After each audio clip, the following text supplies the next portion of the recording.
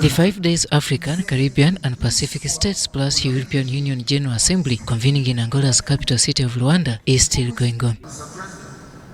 Uganda's delegation at this assembly is being led by the Deputy Speaker of Parliament Thomas Tayebwa, who was elected East Africa's representative to OSPC on the first day. In his maiden speech, Tayebwa reiterated the move for Africa to pay attention to energy challenges. Our position as African members of Parliament, as we engage our colleagues from the European Parliament, has been very clear that on the energy transition, we must have a fair and just transition that is not rushed. There is no way you can say that Africa can, for example, do away with fossils. Fossils developed Europe, coal developed Europe. And then for us in Uganda, who are just going to start exploring oil in 2025, someone argues that no, Uganda don't explore your oil. No, that's not acceptable. In this regard, Tayebwa is rallying leaders at all levels to reject what he calls unacceptable proposals by the European Union seeking to impose tough penalties on African countries, accusing them of being the biggest contributors to climate change hazards. Out of having very poor quality bulbs and accessories to do with electricity, the globe is losing around 30% of its global energy output. Where is that coming from? It's not coming from Africa. They are manufactured in Europe, they are manufactured in China, they are manufactured in America. The Ruhinda North MP also appealed to the European Union to invest more in affordable solar in African countries. Africa has 60% of the best assessed global solar sources, but only 1% of installed solar globally is in Africa.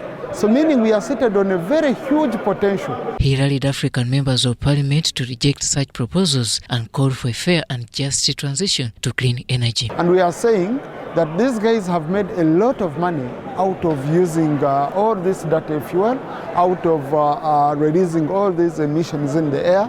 So we are saying they should pay more for this.